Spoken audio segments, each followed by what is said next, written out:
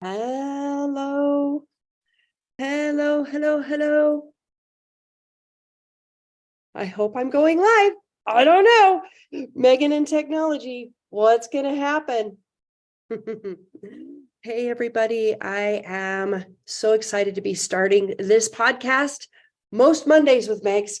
And I just love to go with the flow for me, doing something every week. Well, it doesn't match my flow. So there you go. And I love one of the things that happens for me is that I download stuff like all the time.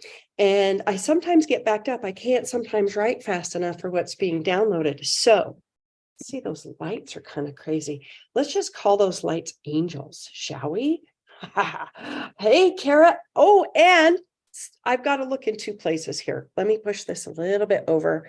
Thank you for being patient with me while I get all my technology lined up. Hello. I would like to ask my tech person, Brandy, to check both Facebook and YouTube to make sure it is streaming live to both places. So if you could do that, that would be amazing. And so I see what happens. I just have all this stuff coming. What am I going to do? So thank you for joining me if you're here live. I'm going to be, sometimes I will have themes and sometimes I will just be doing musings of what's coming through at any given time. So if you're watching this for the first time, my name is Megan Silito, and I have been a transformer, a coach, a healer for 28 years before there was such a thing as life coaching. How fun is that? And I'm just fascinated by how we can grow, how we can transform, and that we truly have the ability to change anything we want to change, to create anything we want to create. So for the next few Mondays, my theme is going to be self-esteem, self-love, self-confidence. And it's an interesting thing because that's oftentimes not considered a very sexy topic. Like people will sign up for money courses and relationship courses, but the truth is that all of our success is contingent upon the level of self-esteem, self-confidence, and self-love that we have. And those things are a little bit different. And I'm going to be talking about the nuances between those things. But when you go to a higher levels of success, and let's say things are really going well and things are really flying along, and then it seems like you have a setback. Now, we all have setbacks on our way to our dreams. But when you have a low set point for your esteem and your self-love, what happens when we have a setback is we get discouraged. We may feel like giving up. We may feel depressed. We might have thoughts like, oh, see, this can never happen. That's when it's an esteem issue, right? If you have a setback and you're creative and you're playing with it and you're seeing it as an opportunity, that's just life, right? But when your setbacks take you out, that's when it's what's really going on. Oh, hi, Insta. Hello. That's when we are wrestling with something else. About 10, 12 years ago, I got to see Bob Proctor live. For those of you who don't know who Bob Proctor is, he's considered sort of the grandfather of the personal growth and development movement. And he's now since passed, but he was just a pioneer in this field. And one of the things that he said a lot of things, and I took a lot of notes, as I always do. And the thing that stuck with me the most from that was he said, you can never rise to the level of success beyond, you can't rise above your lowest self-concept and sustain it. So we can rise above that. A lot of us do. A lot of us, like I've been a crazy creator and I've been able to outcreate a lot of my psychology over the years, right? But fundamentally, when I wasn't doing the work on the inside to raise that level, to love myself, to hold myself as having value, right? That's when I would drop. That's when I would go down, right? And so I don't know, maybe you guys can comment in the thread about like how many times in your life have you rose and started going in a direction and then went whoop. And that whoop is that there's this sort of low set point that says, I can't be that. I can't have that. I'm not good enough for that. We don't know that's what's happening. We just feel discouragement, right? And so many times, and I have considered myself in some ways the Phoenix Rising, but the whole crash is because there's not a foundation, a strong foundation of being and knowing who we are, knowing what our value is. Countless times, Butch. Thank you. Yes. And so what happens is, and I can't see comments on Facebook right now, and I'm not sure why that is, but I don't know. I'll have to figure that out for next time because I'd like to see what's happening on Facebook too. So if you're on Facebook and you're commenting, I will respond later. How about that? So I was, how I come up with programs, how I come up with offerings is generally because of something I'm going through or a whisper. And about 6 months ago, I had this whisper that it was time to talk about self-esteem, and also a personal whisper that it was time to raise mine, because I feel this rising in me for more impact, more visibility, more joy. And what I think that whisper was saying to me is like, hey, if you want to go there and you want to sustain that, there's some more work to do in here. There's some more work to do. Now, there is a huge myth around things like confidence, right? I'm just going to briefly talk about that right now, because confidence is one of those things that the only way it can be developed is by taking action and learning from that action, right? So many people are waiting to be confident and then they'll start, right? But the truth is, it's funny today because I oftentimes am sort of a little bit technologically challenged. And so I had nervousness today about going live, right? But I did anyway, right? And I'm going to let it go. And like whatever didn't get broadcast, that's going to be, this is my first time. So I'm going to let myself make the mistakes and I'm going to learn from those mistakes. And I went live, even though I was like, I don't know what I'm doing, right? That's where confidence comes from. There was a good friend and a client of mine in Dallas a few years ago. And at the very end of a long training with like 1 minute to go, he said, Megan, what's the secret to your success? I'm like, I have 1 minute. Let me figure it out, of like everything I've created and everything I've become. And what came was great that there was only 1 minute, because I probably would have talked forever if y'all know me. And it just came out so clear. I keep saying yes to things I don't think I can do. That, my friends, is where confidence comes from.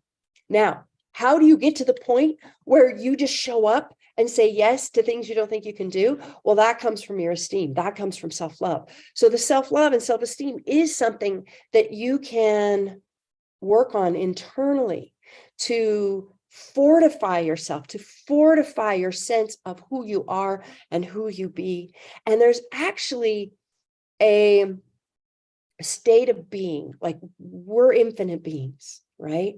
And so it's not so much about trying to talk or think yourself into self-esteem. That doesn't work. Has anybody tried that? Were you one of the ones in the mirror going, I am wonderful, I am amazing? And like sometimes that's helpful a little bit, right? But that's going in, Einstein said you can't solve a problem from the same level of mind that created the problem in the first place. So our self-esteem issues come from our mind. It comes from it's actually not our early childhood experiences. It's what we made those experiences mean that determines the quality of our self-love and self-esteem. So some people, like my partner's daughter is raising a 3-year-old, and it's so amazing to watch her help that 3-year-old through her feelings and through issues so that she comes back out feeling good, right? But most of us didn't have conscious parenting. So we had these experiences, we never talked about it. And in our conscious and subconscious, we go, oh, that must mean I'm not good enough. That must mean I'm not worthy. And so through our mind, through the mental part of us, we made it up that we sort of hijacked our natural esteem. Because when you look at a 2 or 3-year-old, they don't have esteem issues. They're just doing their due, right? And so one of the things that I'm going to be doing coming up at the end of July, I'm doing a program called a live program in Salt Lake City called Self-Esteem is Sexy. And in that, I'm going to be giving people a direct experience of their being that has never been impacted by stupid thoughts. And so really to start to build that back up, yes, we need to kind of look at our thinking, but we first need to connect with the state of being that we are whole, that we are valuable beyond measure, that we're miracles, we're magic. And when we actually can come from that place and get access to that place, it's almost like we route around the brain and get to that place. And when we are from that place, then we can look at sort of those constructs and start to change and shift them, because we understand that they're bogus. That they're just bogus. Thank you for everybody who's joining me. Again, I can't see the Facebook comments, but I can see the Instagram comments. So thank you for saying hi and waving. Now, here's an interesting thing. And I have found this to be interesting my whole life, is that this is a phrase that Access Consciousness coined called your wrongness is your strongness. And man, I can't even believe how true that is. You can take the thing that you think is the worst thing about you, and if you open that portal and you come into the gift of it, you will see that it's one of your greatest gifts over and over and over again. And that's the good news with self-esteem, is that those of us who have struggled with low self-esteem, and I would say that probably that would, if I were to say one thing that has kept me on the roller coaster, it's low self-esteem. And so I've been doing a lot of work trying to understand, where does it come from? How is it built back? How do we get that again, right? And how do we live and create and express from our wholeness, from our fullness, right? And so one of the things that I have found about low self-esteem is that it is a gift. People with low self-esteem have to find different ways to do things. They have to find different ways to create. They have to find different ways to be successful, because unlike our counterparts that have all the confidence in the world, seemingly, and they just go and it's like, whatever, they don't care if they make mistakes, they just go, right? They tend to take the path most taken, right? They tend to take the straight line. And those of us who struggle with self-esteem, we tend to have to look in other ways. Yes, we are gifted. Yeah, we have to find different routes. And in doing that, we create new pathways for others. And we tend to continually seek, right? So one of the most, I would say, The place where people stop or cap their growth the most is when they think they've arrived, when they think they have it down, when they think they know it all, because we are infinite beings in an infinite expanding universe. As soon as you think you've arrived, you actually stop and cap the growth that's available. So for those of us with self-esteem stuff, we tend to always question. We tend to always go, well, maybe I'm not right about that, right? And so but in the shadow side, we let our doubt take over. We let our doubt be the most important thing, and we stop ourselves with it. It's actually, the gift of it is we're curious. We want to grow. We know there's more. We actually know there's more in us. So we keep reaching and we keep questioning and we keep doing those things, but we just have to quit using those things against us so that we can use that curiosity. We can use that, what else is there? This is really amazing what I just created. And because I'm infinite, I know there's more. What else is there? Let's go, And so my goal in these first few podcasts, as I said, these first ones will be themed. And from time to time, I will have themes. And sometimes I'll just say whatever's coming out my head. But I am so excited for what I'm learning, what's coming through, because most of what's out there on building self-esteem, the barefoot prince, oh, that's sexy. Most of what's out there on self-esteem is very mental.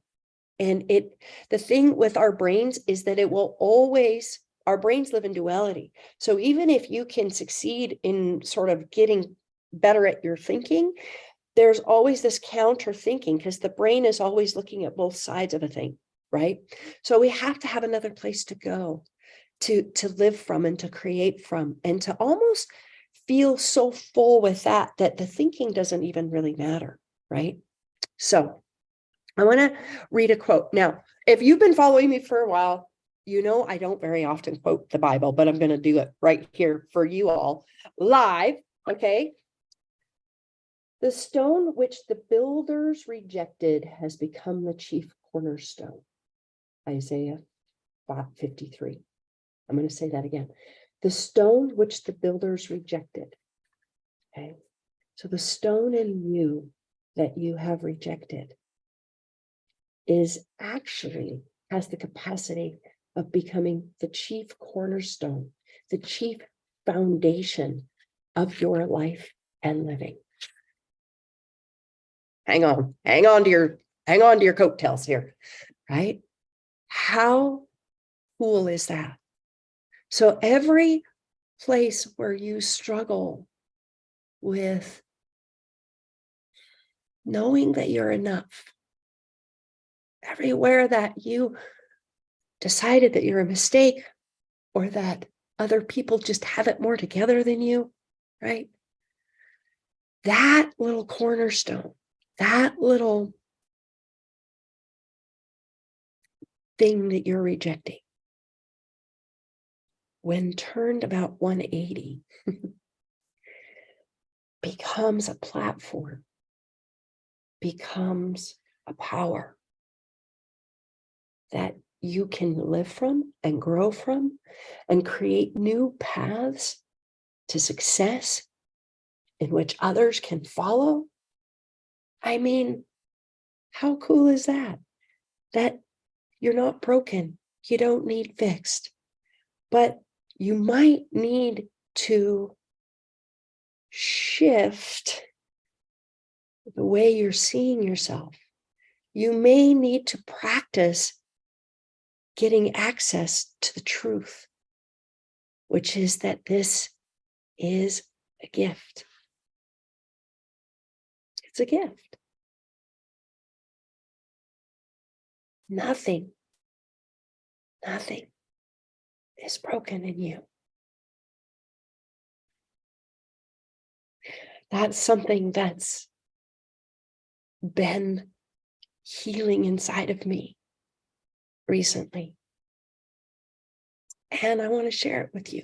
It's a little bit different than my normal stuff that I teach. But I realize that it's the most important, because nothing that I create, I will allow to be what it can be if I'm doubting and questioning myself. It can grow amazing if I'm just curious and I just grow it. How cool is that? So these podcasts will be about 20 minutes to 30 minutes in length. I will come on most Mondays and I will be posting on Facebook and Instagram the Mondays that I'll be doing this. I plan to be here next Monday. And mostly I will know from week to week, so I can tell you, hey, join me next week at this time. And if you're on my newsletter list, you'll get that notice as well. But isn't it time?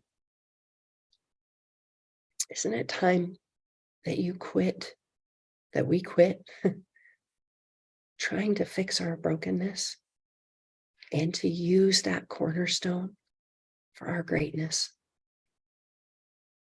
There is something great in you that desires to come through, desires to come through all of us. And we've got to take that next step. We've got to take that journey. So I will be posting in all of wherever you're watching me from, the self-esteem event in Salt Lake City on July 28th and 29th.